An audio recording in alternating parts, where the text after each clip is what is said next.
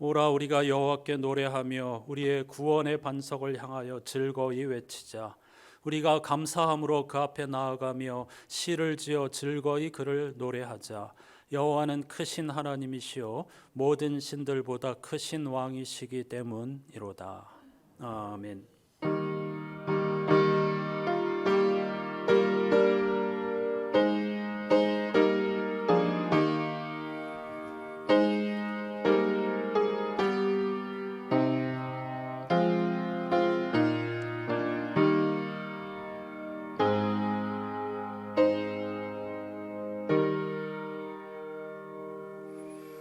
전국 곳곳에서 하나님께서 주신 생명의 향연 봄꽃 축제가 펼쳐지는 시간, 그럼에도 불구하고 우리는 그 안에서 신음하시며 아파하시며 우리의 행복을 위해서 지금도 일하고 계시는 주님의 고통을 생각하며 오늘 종료주일 예배로 하나님 앞에 나아왔습니다. 이 활짝 핀 아름다운 꽃들 속에서 우리가 진정 바른 길을 가기를, 사람다운 삶을 살기를, 교회다운 교회가 되기를, 그리고 아름답고 행복자들이 되기를 간절히 바라시는 주님의 음성을 듣게 하여 주시고 회복으로 나아가는 모든 예배자들이 될 수 있도록 인도해 주시옵소서. 찬란한 아름다움 속에 주님의 고통이 있다는 사실을 알게 도와주시고, 마치 십자가의 죽음이 끝인 것과 같았지만 부활의 능력으로 다시 우리를 일으켜 주시고 새 세상을 열어주신 하나님을 찬양하는 오늘 복된 주일이 되게 해 주시옵소서. 예수 그리스도의 이름으로 간절히 기원하옵나이다.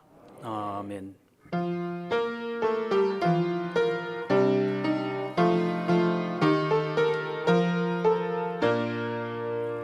호산나 호산나 다 노래 부른다. 수많은 아이들이 즐거운 노래로 그 품에 안으시고 복 주신 주님께 온 몸과 마음 드려 주 찬양합니다. 저 감람산 길 따라 큰 물이 따르며 그 손엔 종려가지 흔들며 외친다. 만왕의 왕 주 예수 나 귀를 타시고 그 어린이들 노래 다 받아주신다.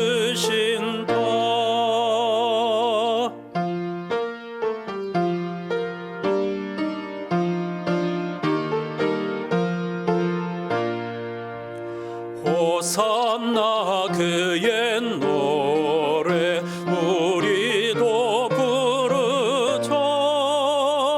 주 예수 우리 구주 우리의 전능왕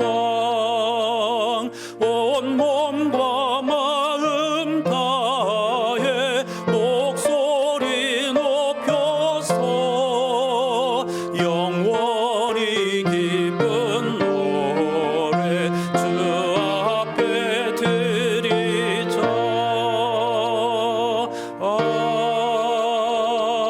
아멘. 자리에 앉으셔서 함께 공동기도를 드리십니다. 매월 첫 번째 주일은 주님이 가르쳐주신 기도인데요, 오늘은 공동번역 계정으로 함께 기도하겠습니다.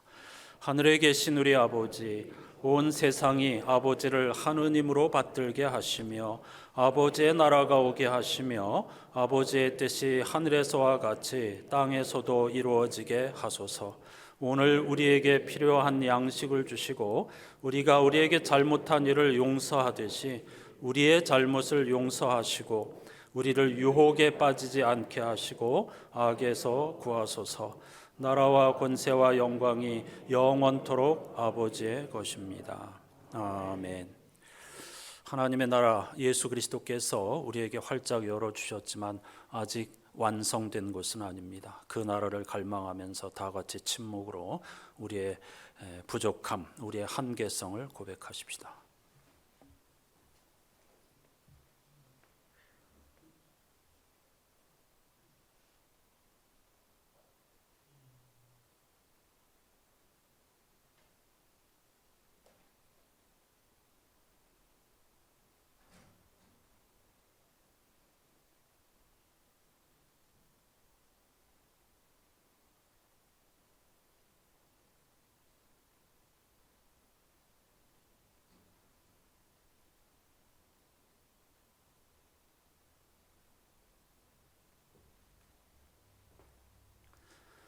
우리들이 갈망하는 그날에 대하여서 예언자 이사야는 이렇게 노래하였습니다.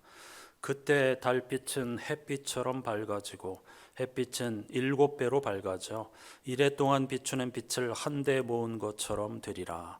그날이 오면 여호와께서 당신 백성의 상처를 싸매시고 그 터진 곳을 치료해 주시리라. 아멘.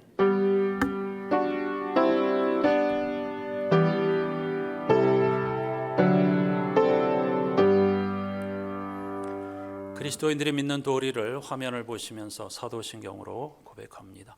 나는 전능하신 아버지 하나님 천지의 창조주를 믿습니다. 나는 그의 유일하신 아들 우리 주 예수 그리스도를 믿습니다. 그는 성령으로 잉태되어 동정녀 마리아에게서 나시고 본디오 빌라도에게 고난을 받아 십자가에 못 박혀 죽으시고 장사된 지 사흘 만에 죽은 자 가운데서 다시 살아나셨으며 하늘에 오르시어 전능하신 아버지 하나님 우편에 앉아 계시다가 거기로부터 살아있는 자와 죽은 자를 심판하러 오십니다.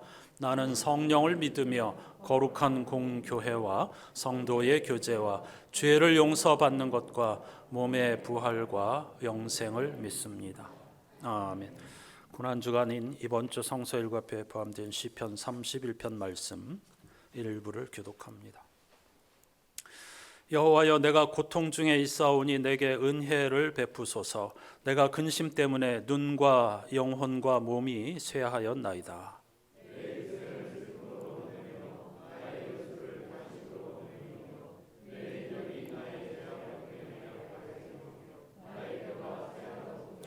내가 모든 대적들 때문에 욕을 당하고 내 이웃에게서는 심히 당하니 내 친구가 놀라고 길에서 보는 자가 나를 피하였나이다.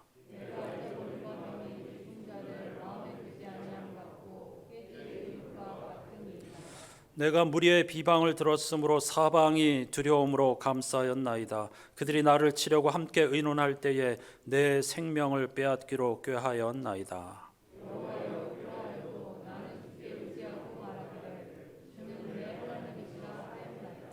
나의 앞날이 주의 손에 있사오니 내 원수들과 나를 핍박하는 자들의 손에서 나를 건져 주소서.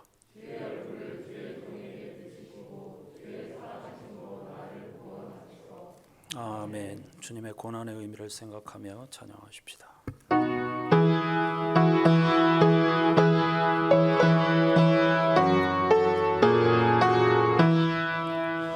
만왕의 왕 내 주께서 왜 고초 당했나.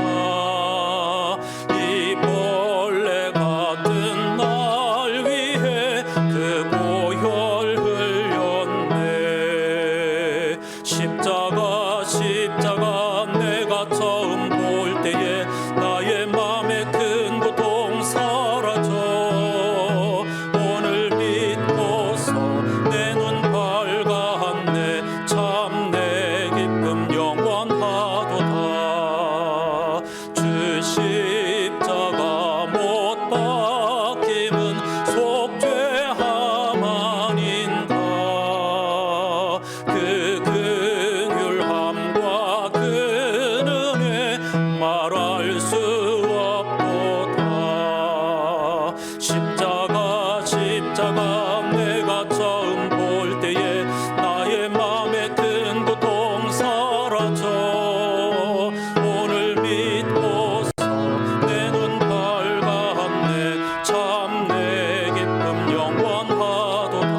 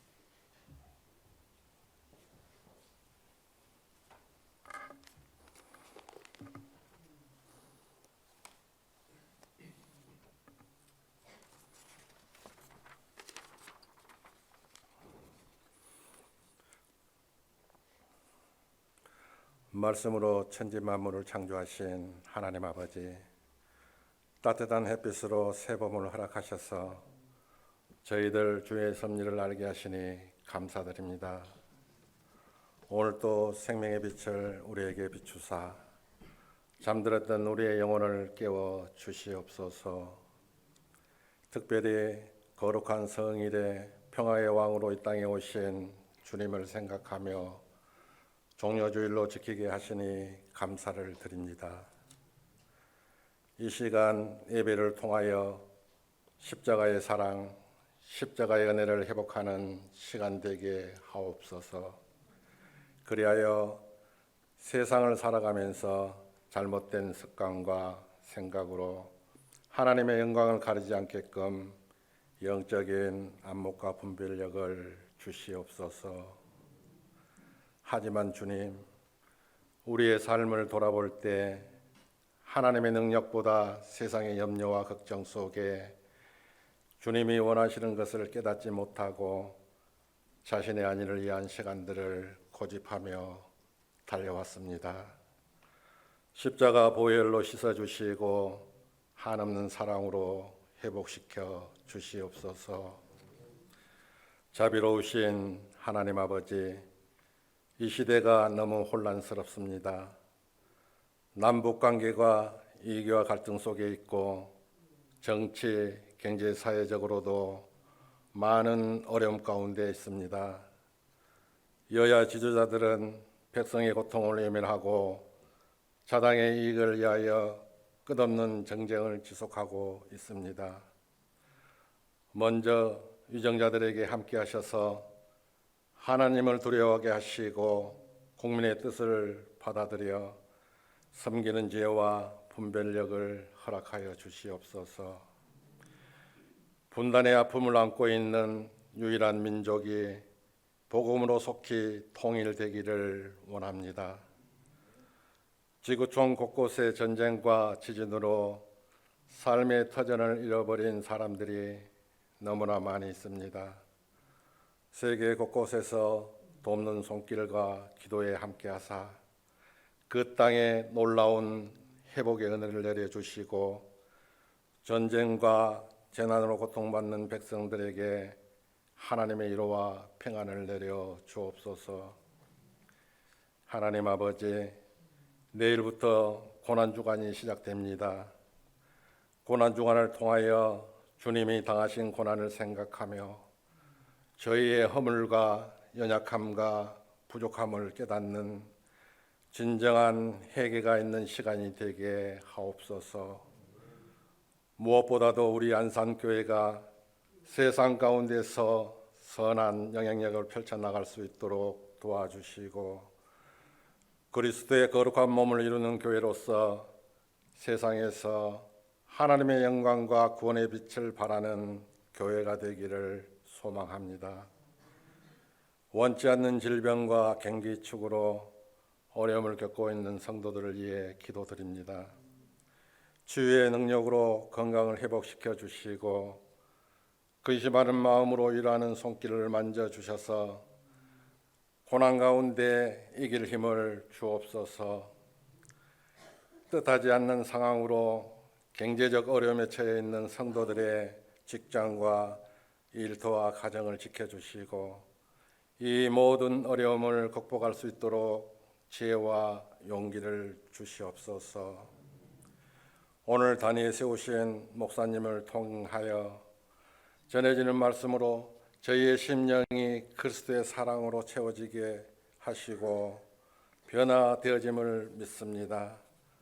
십자가를 붙잡고 말씀으로 주님과 교통할 때 여기에 모인 우리 성도들의 가정과 삶에 그리스도의 대속의 의총이 강물처럼 흐르도록 인도하여 주시옵소서.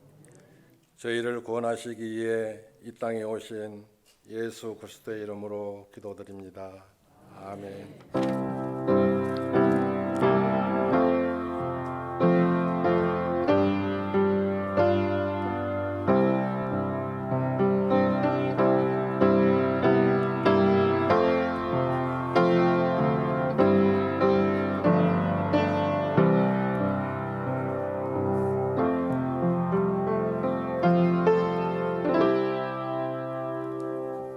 모두 자리에서 일어나셔서 오늘 우리에게 주시는 하나님의 말씀을 경청하겠습니다. 사순절 6번째 주일이며 종료주일에 주시는 하나님의 말씀은 신약성서 마태복음 27장 20절로 23절까지입니다. 오늘 메시지 성서로 읽겠습니다. 한편 대제사장과 종교 지도자들은 무리를 부추겨 바라바의 사면과 예수의 처형을 요구하도록 했다. 총독이 물었다. 여러분은 내가 두 사람 가운데서 누구를 놓아주기를 원하오? 그들이 말했다. 바라바요. 그럼 그리스도라 하는 예수는 내가 어떻게 하면 되겠소? 그들이 일제히 소리쳤다. 십자가에 못 박으시오. 그가 따졌다. 무슨 제목 때문이요? 그러나 그들은 더 크게 소리쳤다. 십자가에 못 박으시오. 아멘. 자리에 앉으시기 바랍니다. 오늘 종료주일 맞아서 우리 중창단 사중창이죠. 약한 나로 강하게 찬양을 함께 하십시다.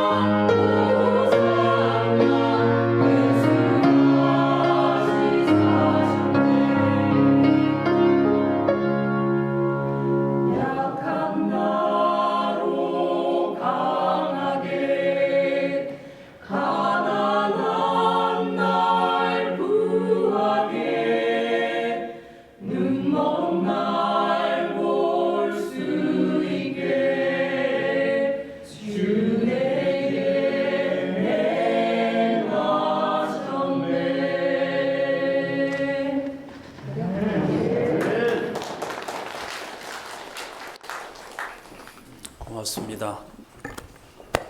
남성 한 자리가 비어 있네요. 다음에 이상철 집사님이나 우리 재환이나 누가 그 자리를 채워주면 더 좋을 것 같습니다. 이번 주 제1독서에 주어진 말씀은 이른바 고난받는 종의 노래입니다. 그는 매를 맞고 수염이 뽑히는 치욕을 당하고 있었는데 어느 순간 무엇인가 근본적인 깨달음을 얻었습니다. 그는 그것을 학자의 귀와 혀를 받았다 이렇게 묘사하고 있습니다. 캄캄한 어둠 속에서 어떤 깨달음을 통해서 빛을 발견한 것이죠. 즉, 주 여호와께서 자신을 돕고 지키시고 가까이 계신다는 사실을 고난 중에 깨닫게 된 것입니다.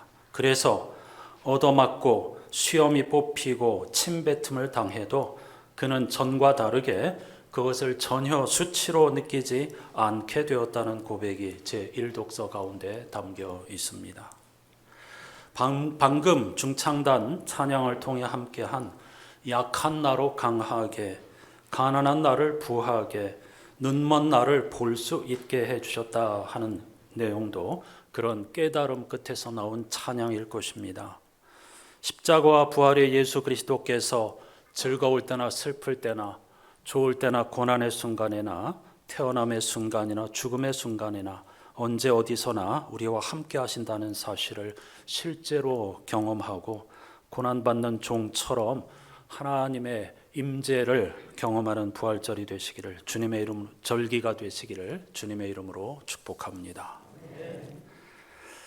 예수님은 십자가에서 죽음을 당하시기까지 2번의 재판을 받았습니다. 먼저는 유대 최고 법정인 산헤드린 공회에서 신성모독으로 일종의 종교 재판을 받았습니다.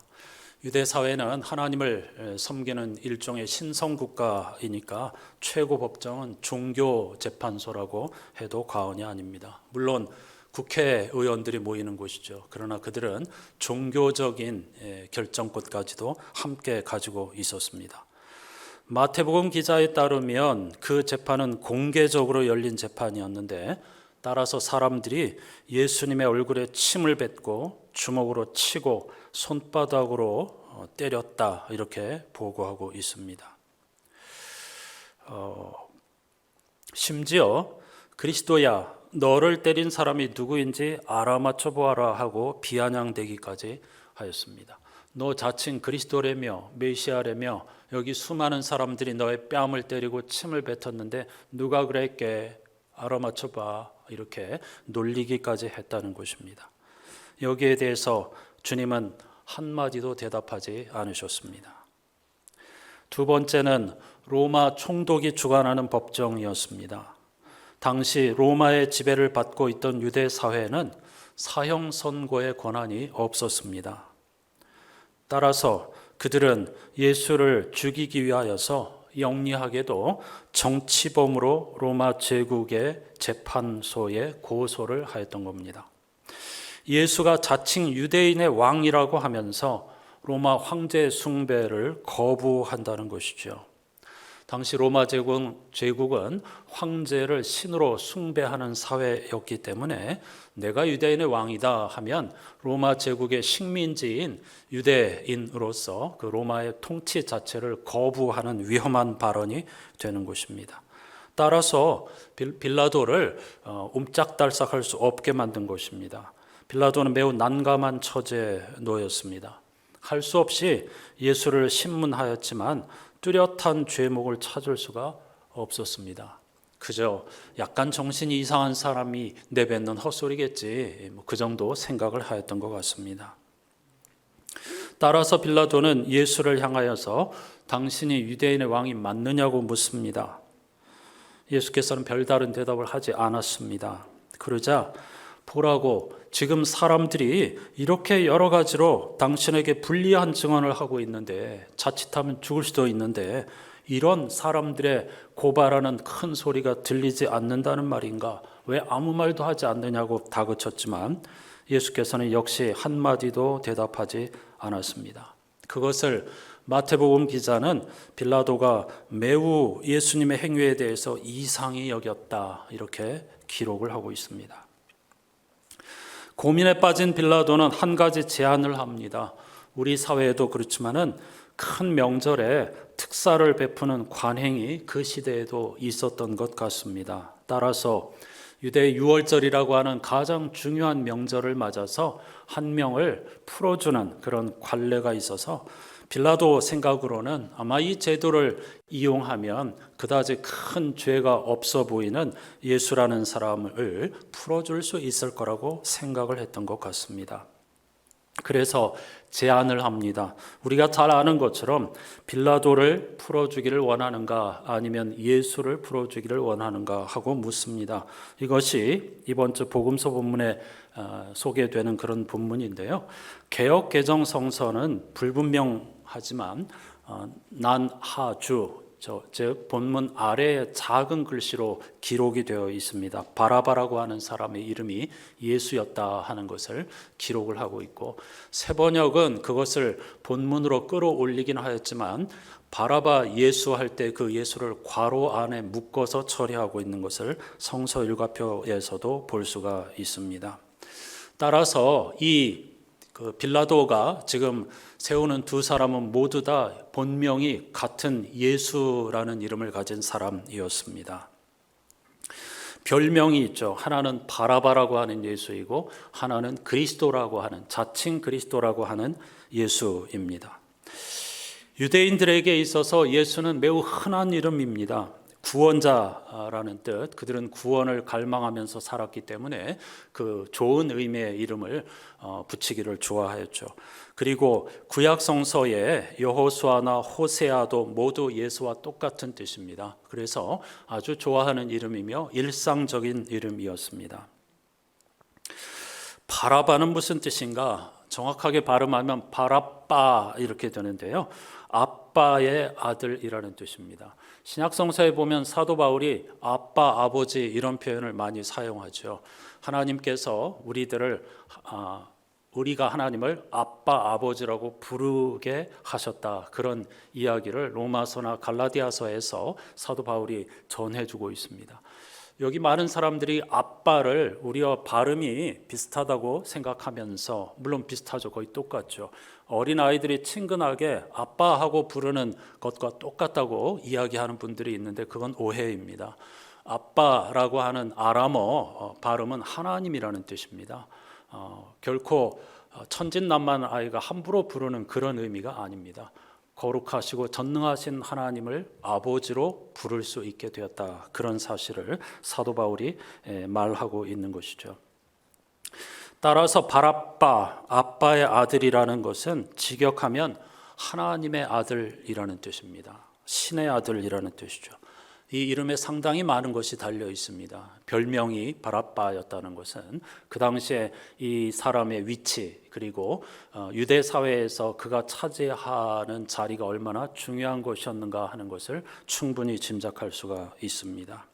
이 바라빠 예수는 폭력혁명을 통해서 로마 제국의 압제로부터 이스라엘의 독립을 추구한 일종의 독립투사 같은 인물이었습니다. 따라서 억압받고 있던 유대 사람들, 유대 백성들의 엄청난 지지와 신뢰를 받고 있는 지도자였습니다. 독립운동을 이끈 지도자.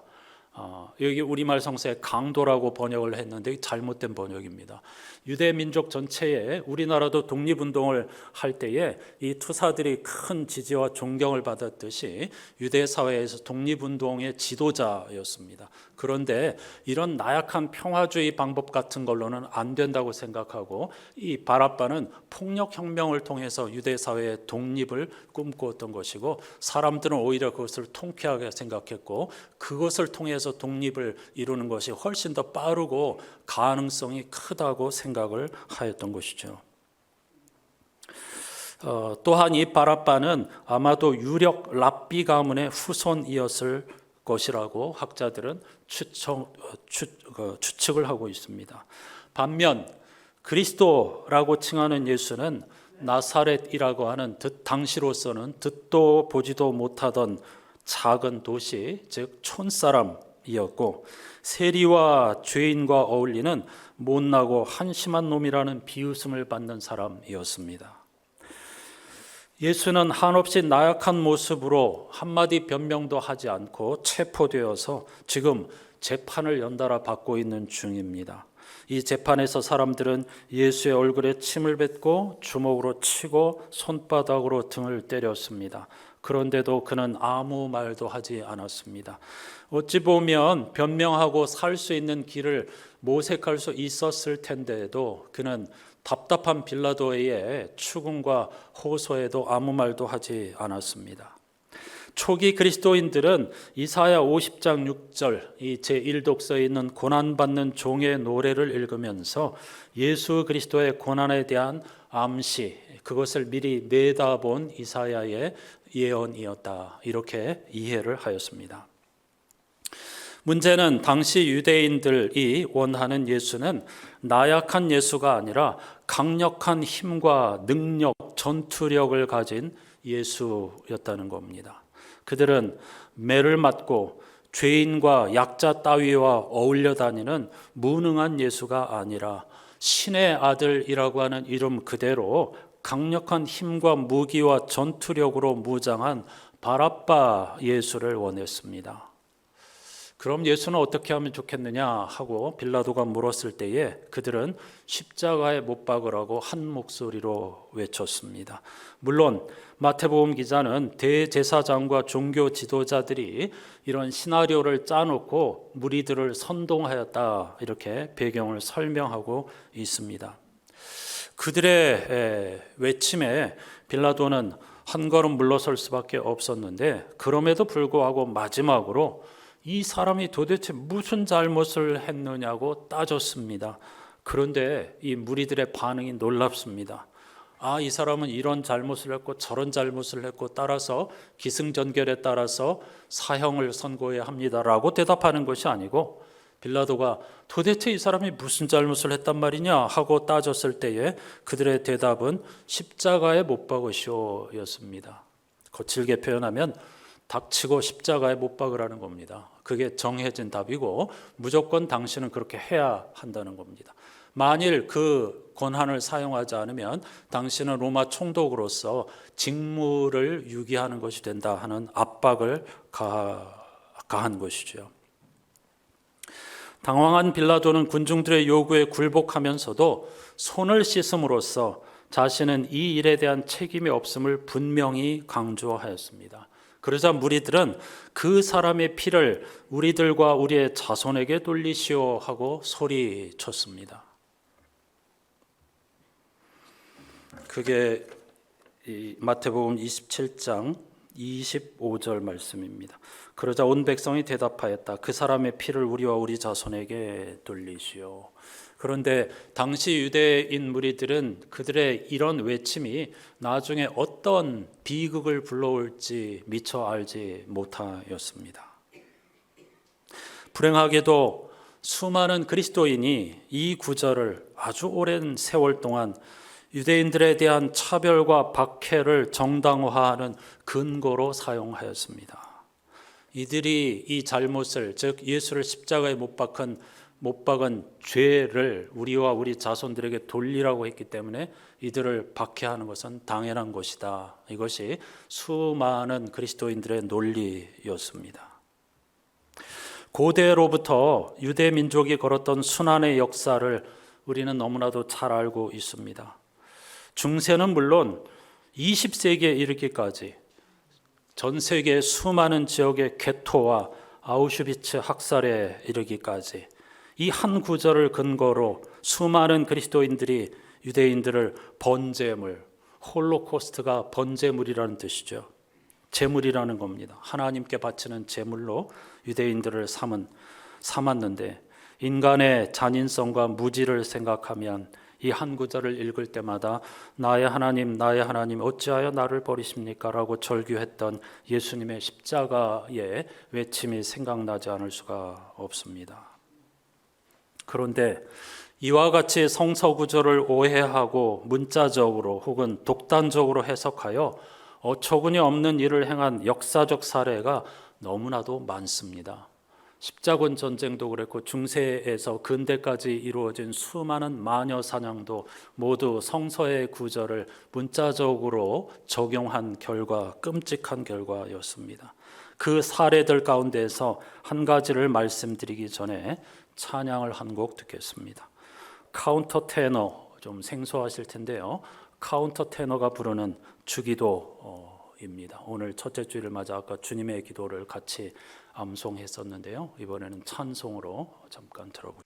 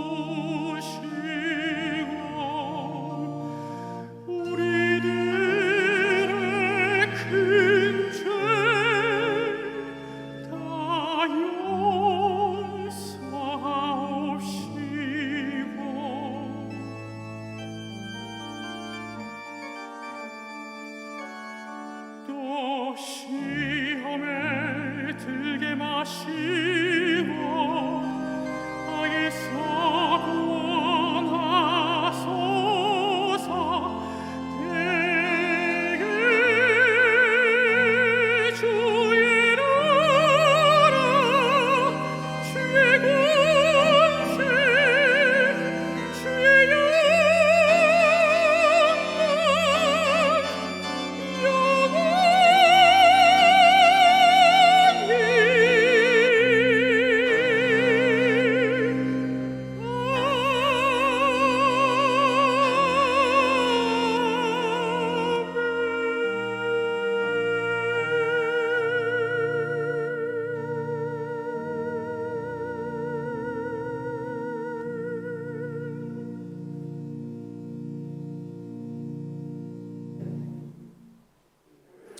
연세 드신 분들은 카운터 테너 좀 생소하실 겁니다. 처음 듣는 분도 계실 텐데요. 현대 사회는 모든 것이 세분화되는 세상이기 때문에 성악의 영역도 마찬가지입니다. 과거에는 흔히 소프라노, 알토, 테너, 베이스 이렇게 사성부였다면 지금은 같은 파트 안에서도 전문적인 영역으로 아주 잘게 쪼개집니다. 카운터 테너는 가성으로 여성의 고음을 내는, 즉 소프라노 역할을 하는 남성 가수입니다. 가성이라고 하는 것은 일부러 꾸며낸 목소리라는 뜻입니다. 훈련으로 만든 가짜 소프라노라고 할 수 있겠죠. 물론 여성의 저음, 즉 알토 부분을 소리를 내는 콘트랄토라는 파트도 있습니다. 콘트랄토도 마찬가지로 역시 훈련된 가짜 목소리를 사용합니다. 따라서 카운터 테너나 콘트랄토 같은 가수들은 일반 대화에서는 정상적인 남성 목소리를 사용합니다. 노래 부를 때만 훈련에 의해서 여성 파트 목소리를 내게 되는 것이죠. 저도 중학교 때 이 훈련을 했기 때문에 조금은 소리를 낼 수가 있습니다. 그런가 하면 소프라니스트라는 파트도 있습니다. 소프라니스트는 변성기를 거치지 않은 남성 가수로서 역시 여성 파트의 소리를 내지만 가성이 아니라는 차이가 있습니다. 변성기를 거치지 않았기 때문에 그들은 진짜 진성, 목소리로 여성의 파트를 소화하는 것입니다. 그런데 이렇게 여성 파트를 대신하는 남성 가수, 굳이 여성 가수들이 세상에 많고 많은데 왜 여성 파트의 목소리를 대신하는 남성 가수가 탄생하게 됐을까? 언제 어떻게 탄생하게 됐을까? 이들의 원형은 바로크 시대의 종교 음악이나 오페라에서 활약한 카스트라토입니다. 카스트라토는 남성 거세 가수입니다. 변성기가 되기 전에 거세를 해서 성인이 된 이후에도 여성의 파트를 가짜가 아닌 진성으로 노래한 사람들입니다. 거세를 하였기 때문에 변성이 올 리가 없죠. 그대로 계속 가짜 목소리가 아니고 진짜 목소리로 여성 파트를 담당한 가수들이 바로 카스트라토입니다. 잔인하고 끔찍한 일이죠. 그런데 여기에 카스트라토의 출연에는 성서의 가르침을 문자적으로 적용한 부끄러운 역사가 숨겨져 있습니다. 그들은 여자는 교회에서 잠자코 있어야 합니다.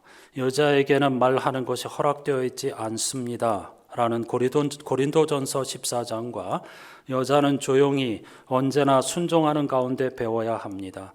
여자가 가르치거나 남자를 지배하는 것을 나는 허락하지 않습니다. 라는 사도 바울의 디모데전서 2장과 같은 이런 몇 구절의 말씀을 근거로 여성이 교회는 물론이거니와 종교음악이나 오페라에서 무대의 주역이 되는 것을 금지하였던 것입니다.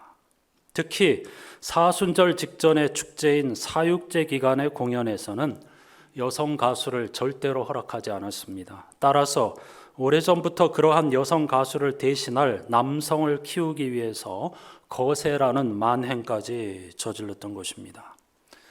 명목은 하나님을 찬양하기 위해서였습니다. 이 거룩한 기간에, 축제 기간에 여성들을 세울 수가 없는데 하나님을 찬양하기는 해야 하니까 거세를 해서라도 여성 목소리를 낼 수 있는 남성 가수를 상당히 오랫동안 수백 년 동안 키워냈던 것입니다. 하지만 이는 바울의 가르침을 오해한 것입니다. 초기 교회는 원칙적으로 여성이 은사를 따라 가르치거나 지도자로 일하는 것을 금하지 않았습니다. 사도행전이나 바울 서신에 등장하는 바울의 수많은 동역자들이 여성들이었다는 것이 그 증거입니다. 바울이 여성은 교회에서 잠잠해야 한다거나 여성의 가르침을 금지한 것은 초기 교회의 가장 큰 이단이었던 영지주의자들의 가르침 때문이었습니다. 특히 에베소 지역의 풍습과 깊은 관련이 있습니다. 당시 에베소는 아데미 여신을 섬기는 유명하고 국제적인 도시였습니다. 그런데 에베소는 여전사로 이루어진 부족인 아마존이 세운 도시로 알려져 있습니다. 아마존은 가슴을 절제한 그런 뜻이거든요. 용맹스러운 전사가 되기 위해서 여성들이 스스로 가슴을 절제하고 세운 그 여성 상위, 여성 중심의 사회가 바로 아마존이었습니다. 따라서 아데미 숭배는 철저하고도 체계적인 여성 중심의 위계 질서를 토대로 합니다. 그 세계에서는 남성도 여성 사제들의 지배를 받으면서 그들의 권위에 절대 복종을 해야 했습니다. 초기 교회 여성들 가운데에 이 사상을 받아들여서 여성의 우월성을 주장하면서 남성을 지배하고 가르치는 것을 영적인 해방으로 생각한 사람들이 있었습니다. 심지어 그들은 여성의 해방을 위해서 결혼과 부부관계, 출산의 포기를 요구하였기에 심각한 사회 문제를 일으켰던 것입니다.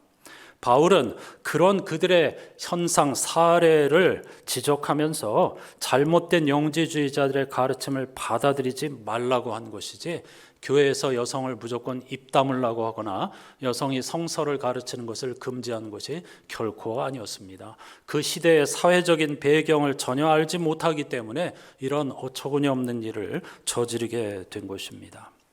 이렇게 잘못된 성서 해석을 근거로 차별을 정당화하는 실수를 범해서는 안 되겠죠. 하지만 이런 사례는 오늘날도 너무나 많습니다. 대한예수교 장로회 합동측은 이 구절들을 근거로 지금도 여성 안수를 허락하지 않고 있습니다. 중세 시대도 아닌데 말이죠. 참 얼마나 안타까운 일인지 모릅니다. 주님이 뭐라고 하실지. 복음은 누구도 차별하거나 배제하지 않습니다. 진실하고 깨어있는 성도라면 차별이 없는 교회와 세상을 꿈꾸어야 하겠습니다. 오늘 본문의 종교 지도자와 유대인들은 그 누구보다 메시아를 오랜 동안 갈망하던 사람들입니다. 문제는 그들이 갈망하던 예수, 메시아 그리스도가 세리와 죄인의 친구, 아무도 차별하지 않고 모두를 품는 그런 예수가 아니라 다윗 같은 용맹한 예수, 바라바 같은 힘을 토대로 세상을 정복하는 그 예수를 원했던 것이죠. 당시 그들은 사람의 발을 씻기는 예수를 결코 인정할 수 없었습니다. 그들은 죄인의 친구인 하나님을 도저히 받아들일 수가 없었습니다. 그들은 고난받는 종처럼 무기력해 보이는 하나님을 상상할 수조차 없었습니다. 그래서 그들은 십자가에 달리신 하나님을 조롱하고 저주하였습니다. 여러분은 어떤 예수를 믿고 계시며 어떤 예수를 원하십니까? 바라바입니까?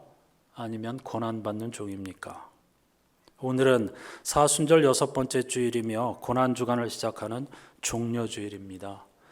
2000년 전 십자가에 달리신 예수 그리스도는 오늘 또 우리를 향해서 부탁하고 또 부탁하고 당부하고 계십니다. 너희 안에 그리스도 예수의 마음을 품으라고 말이죠.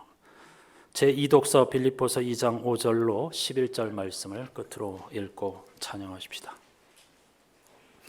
주님이 우리에게 당부하시는 삶의 모습이 여기에 있습니다. 같이 읽으십시다. 여러분 안에 이 마음을 품으십시오. 그것은 곧 그리스도 예수의 마음이기도 합니다. 그는 하나님의 모습을 지니셨으나 하나님과 동등함을 당연하게 생각하지 않으시고 오히려 자기를 비워서 종의 모습을 취하시고 사람과 같이 되셨습니다. 그는 사람의 모양으로 나타나셔서 자기를 낮추시고 죽기까지 순종하셨으니 곧 십자가에 죽기까지 하셨습니다. 그러므로 하나님께서는 그를 지극히 높이시고 모든 이름 위에 뛰어난 이름을 그에게 주셨습니다. 그리하여 하늘과 땅 위와 땅 아래에 있는 모든 것들이 예수의 이름 앞에 무릎을 꿇고 모두가 예수 그리스도는 주님이시라고 고백하여 하나님 아버지께 영광을 돌리게 하셨습니다. 아멘. 315장입니다.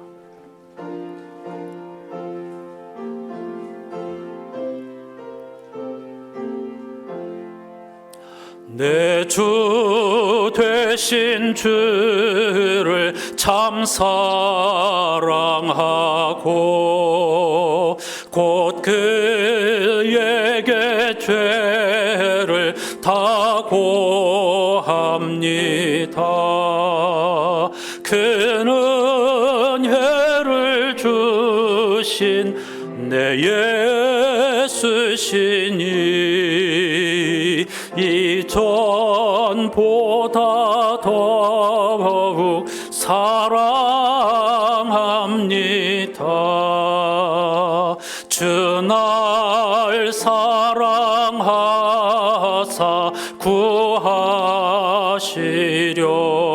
구하시려고 저 십자가 고난 당하셨도다. 그 가시관 쓰신 내 주 배우니 이전보다 더욱 사랑합니다. 내 평생에 힘쓸 그 큰 의무는 주 예수의 덕을 늘 기림이라.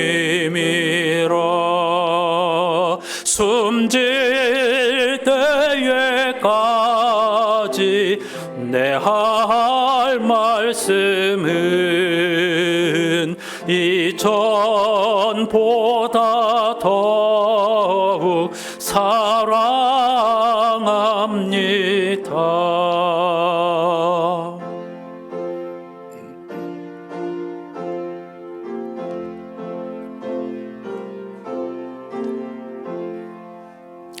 그 영광의 나라 나를 들어가서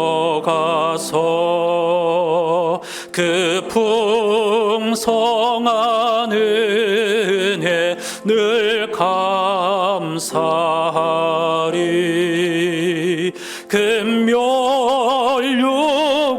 쓰고 나 찬송할 말 이전보다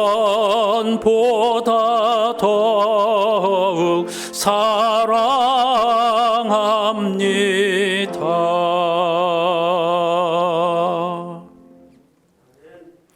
최근의 통계에 의하면 한국의 그리스도인들 중에서 12%가 이단 사이비 집단에 몸담고 있다고 합니다. 10명 중에 1명이 넘는 사람들이 그곳에 쉼취해 있다는 곳인데, 그들의 모습을 보면 마치 빌라도 앞에서 빌라도를 향해서 예수를 십자가에 무조건 못 박으라고 외치는 답정너와 같은 모습이 생각납니다. 우리는 어떤 예수를 믿고 어떤 예수를 원하는가? 세리와 죄인의 친구였던, 차별이 없이 모든 일을 품으셨던, 연약해 보이지만 가장 강하셨던 예수 그리스도를 따르고 닮아가는 우리들이 되게 해 주십시오. 다 같이 함께 기도하십시다. 하나님 아버지, 감사합니다. 오늘 사순절을 마무리하는 6번째 종료주일을 맞아서 예수 그리스도의 사형 선고 당시에 관련된 말씀들을 읽으면서 하나님을 예배할 수 있게 해주시니 진심으로 감사드립니다. 예수를 십자가에 못 박으려고 소리친 사람들은 누구보다 예수, 즉 메시아 그리스도를 갈망하던 사람들이었습니다. 하지만 그들이 선택한 예수는 고난받는 종이 아니라 강력한 힘을 가지고 독립운동을 하는 바라빠 예수였습니다. 오늘날 한국교회 교회 성도들 가운데에 과연 똑같은 질문을 받는다고 하면 무엇이라고 대답할 것인가? 우리는 자신이 없습니다. 우리는 과연 죄인의 친구, 약자의 친구인 예수 그리스도를 선택할 것인가? 힘없어 보이고 평화를 추구하며 차별을 금지하시고 모든 이들을 똑같이 사랑하시고 포용하시며 기회를 주시는 그리스도를 선택할 것인가? 아니면 힘과 물질과 권력과 그러한 것들을 강력하게 우리에게 허락해 주는 힘 있는 예수를 선택할 것인가? 한국교회의 모습을 보면 참으로 안타깝지 않을 수가 없습니다. 아직도 문자적으로 답을 정해놓고 그들의 신념을 믿음이라고 우기는 그런 모습을 교단적으로도 교회적으로도 개인적으로도 행하고 있다는 것을 보면 예수께서 왜 십자가를 질 수밖에 없었는지를 절절히 깨닫지 않을 수가 없습니다. 고난주간 한 주간 동안에 예수 그리스도께서 십자가에서 부르짖으신 나의 하나님 어찌하여 나를 버리십니까 하는 이 기도를 우리 자신의 기도로 드리게 도와주시고, 하나님의 이 귀하고 아름다운 말씀을 함부로 훼손하지 않고 평화와 생명과 능력 가득한 이 말씀 속에서 자유와 기쁨을 누리며 예수 그리스도의 향기로운 복음을 전하는 성도들이 될 수 있도록 우리 교회와 우리 성도들 한 분 한 분을 새 마음 새 영으로 하나님께서 다듬어 주시옵소서. 그리고 새 힘과 새 기쁨과 새로운 은총을 날마다 덧입혀 주시옵소서.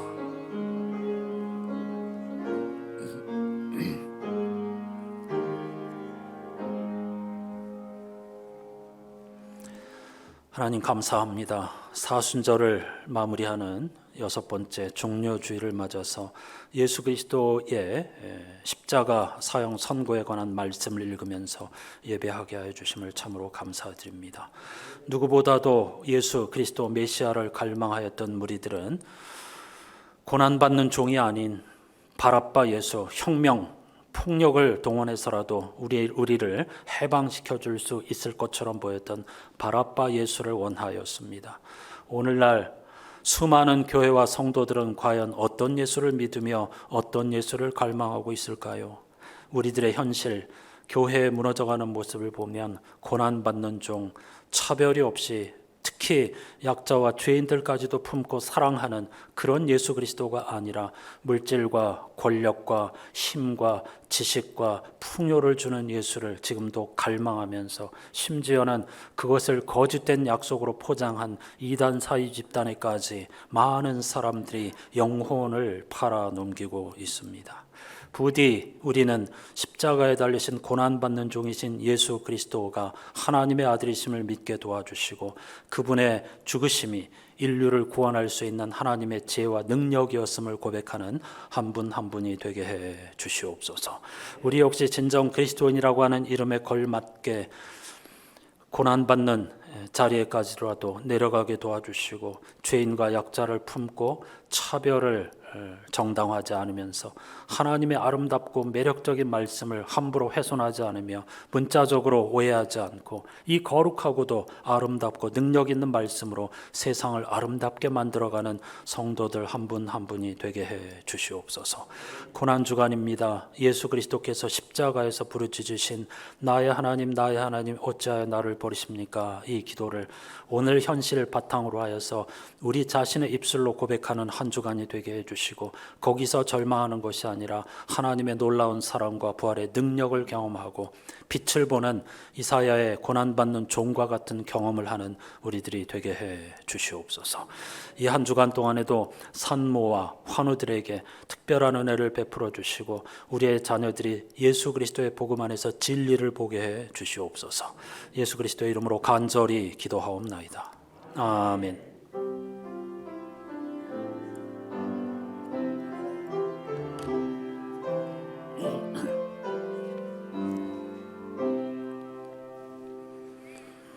오늘은 이렇게 인사하십시다. 약자와 죄인의 친구가 됩시다. 예수께서 그런 길을 걸어가셨고 이 마음을 품어달라고 하셨으니까 차별에 앞장서거나 가짜 뉴스에 속아서 성서의 정신과 반대되는 행동을 해서는 안 되겠습니다. 특히 고난주간에 주님의 고난의 의미를 생각하면서 더 깊은 곳으로 나아가는 우리들이 되어야 할 줄로 믿습니다. 다음 주일은 성찬 예식, 코로나 이후 아마도 한 3년 만인 것 같은데 드디어 다시 같이 감사의 식탁 교제이죠. 성찬 예식에 포함된 부활절 감사 예배로 드리겠습니다. 부활절 헌금은 미리 당겨서 시리아 난민들을 위해서 다 보내드렸다는 거 잘 알고 계시죠? 예배 후에 정기당회로 잠시 모이겠고요. 오늘 오후 2시 30분 청소년부와 함께하는 안심산행이 있습니다. 많은 분들의 참여를 기다리고 있습니다. 격려와 응원을 담아서 함께 이 좋은 하나님의 생명을 경험하는 복된 시간이 되시기를 바랍니다. 이번 광고는 먼저 영상으로 잠깐 보시겠습니다.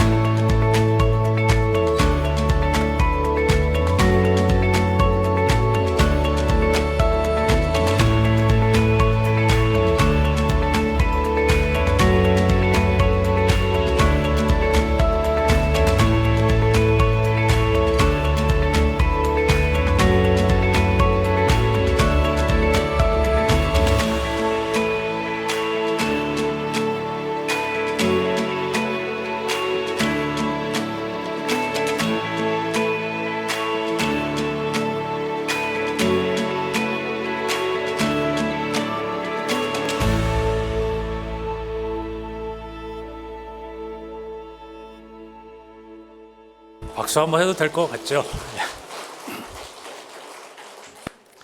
보신 것처럼 지난 월, 화, 수 사흘 동안의 바닥재 공사를 했고 목요일 하루 종일 의자 교체했는데 이게 완성돼서 오는 것이 아니고 다 부품이 따로 배송이 되어서 일일이 들어 올려서 여기서 조립을, 물론 전문가들이 조립은 하였지만요, 목요일 하루 종일 이렇게 조립을 하여서 아름다운 새 의자 또 새 바닥에서 오늘 의미 있는 예배를 드리게 되었습니다. 감사합니다. 애써주신 모든 분들께 감사드리고, 제가 이 영상 만들어 달라고 부탁한 거 아닌데 찍고 있는 줄도 몰랐습니다. 어젯밤에 이 목사님이 이 영상을 보내왔길래 얼마나 감동을 받았는지 모릅니다. 미리 다 생각이 있었구나. 무슨 영화 대사 같은데 생각이 있었구나. 열심히 촬영하고 준비해가지고 이렇게 또 같이 동참하지 못한 분들도 과정을 다 볼 수 있게 되었으니까 유튜브도 다 이미 올렸더라고요. 참 감사하게 생각합니다. 오늘 첫 번째 주일로 이삭주기 헌금 주일이었습니다. 한 달 동안에 또 동전 모으는 것 잘 힘써 주시고요. 중보 기도의 제목들이 여럿 있는데 그 중에서도 특히 지금 우리 산모가 두 분이 있습니다. 신은혜 안현진 집사님, 그리고 환우들이 여러 분 계신데 특별히 그 중에서도 좀 힘든 시기를 보내고 있는 고강철 장로님과 박영자 권사님, 조병석 집사님을 위해서 날마다 간절히 기도해 주시고 이 고난 주간에 집중적으로 기도해 주시기를 부탁드리겠습니다. 지난 주일과 이번 주 꽃꽂이는 우리 유혜준 집사님께서 제 아내 5주기를 추도하면서 하나님께 봉헌해 올린 것입니다. 감사의 말씀을 드립니다.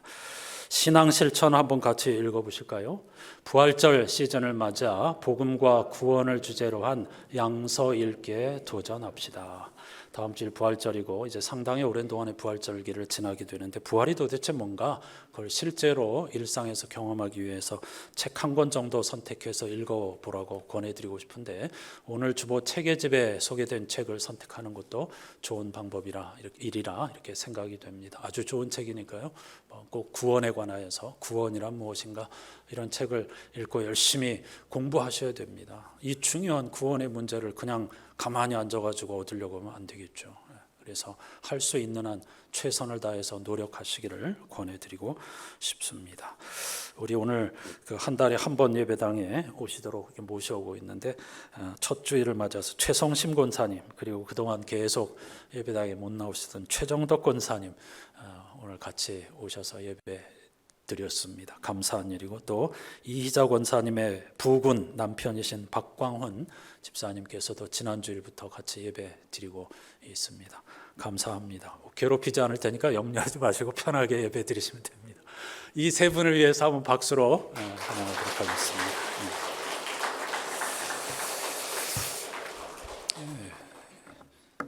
예배가 중요합니다. 우리 교회는 등록하라고 강요하지 않습니다. 즐거운 마음으로 하나님 앞에서 예배드리고 일상을 충만하게 살아가면 되는 것이죠.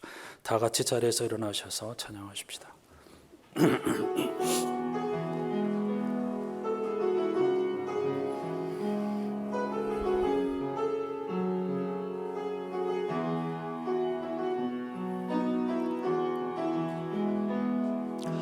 이 세상을 살아가는 동안에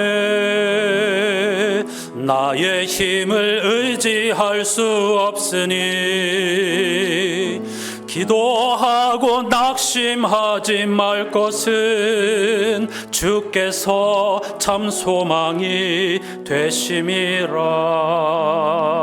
하나님의 꿈이 나의 비전이 되고 예수님의 성품이 나의 인격이 되고 성령님의 권능이 나의 능력이 되길 원하고 바라고 기도합니다. 주의 길을 걸어가는 동안에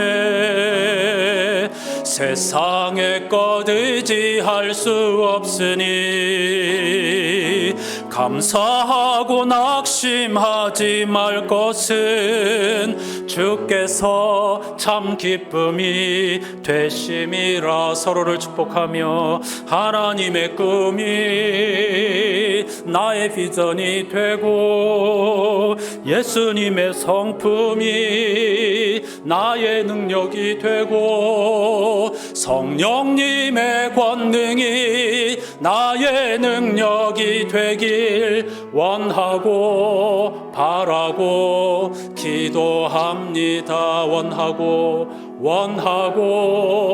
바라고 기도합니다.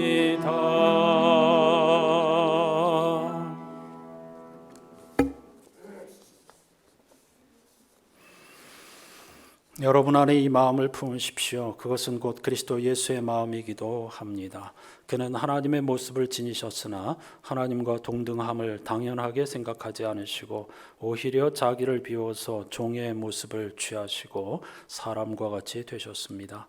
그는 사람의 모양으로 나타나셔서 자기를 낮추시고 죽기까지 순종하셨으니 곧 십자가에 죽기까지 하셨습니다.